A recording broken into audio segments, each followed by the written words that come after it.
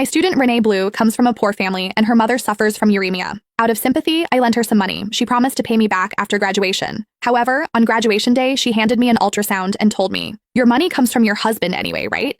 I'm pregnant with your husband's baby, so I won't be paying you back. Also, you should step aside." I was in shock because my husband had been dead for 7 years. It wasn't until I saw Renee with my driver that I understood how she got pregnant. On graduation day, I went to congratulate my students as their lecturer. I also planned to ask Renee for the $20,000 I had lent her for school and medical expenses. But when I saw her, before I even said anything, she gave me a look of contempt and said, "Candace, go get your car and take me home." I was a bit stunned. "What did you say?" Renee scoffed, pulled out an ultrasound report, and handed it to me. Confused, I took the document. It said early pregnancy, about 10 weeks along. I was speechless. What were these college students thinking? They think they could treat their lecturer like a chauffeur just because they were pregnant? Why was she acting so entitled? "Renee Blue, your pregnancy has nothing to do with me. Why should I take you home?" Her bestie, Fiona, immediately chimed in. "How can you say that, Ms. Jonah? Renee has difficulty moving around because she's pregnant. If it weren't because your car is nice, comfortable, and safe, we wouldn't even want to ask you." What kind of nonsense is that? What does it matter how nice my car is? Who are you to demand anything from me? I was beyond words and wanted to leave, but Renee blocked my way, arms crossed.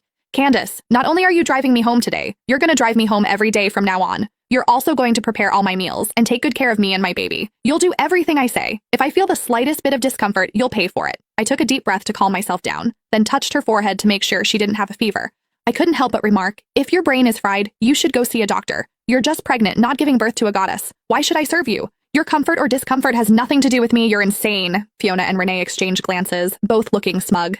Fiona stepped forward and confidently patted Renee's belly while looking at me arrogantly. "Don't you know, Ms. Jonah? Renee is carrying your husband's baby. Your husband is the president of Lennis Corporation, so this baby will become the heir of Lennis Corporation." I was stunned and didn't know how to respond. After all, my husband, Igor Lennis, had been dead for 7 years. My reaction made Renee and Fiona feel even more smug. "What's the matter, Candace? Are you scared now? If you're scared, apologize and admit your mistake. Take good care of me until I give birth, and maybe, out of the kindness of my heart, I'll let your husband leave you a few $1,000s when he divorces you." Fiona, trying to please Renee, became even more sharp-tongued. "Ms. Jonah, if you ask me, you should be thanking Renee. I heard you and your husband have been married for 7 years, but you still can't get pregnant. Could it be that you're a hen that can't lay eggs? What a shame that is for your husband's family. Renee is actually helping you out by getting pregnant with your husband's child." I rolled my eyes. My husband had been dead for 7 years. Of course I couldn't get pregnant. "My husband, that's enough, Candace. Your husband already told me that he's grown tired of you. Just looking at your almost 30-year-old face is enough to make him sick, unlike mine, with skin full of youthful glow." Before I could speak, Renee interrupted me triumphantly. She even touched her own face,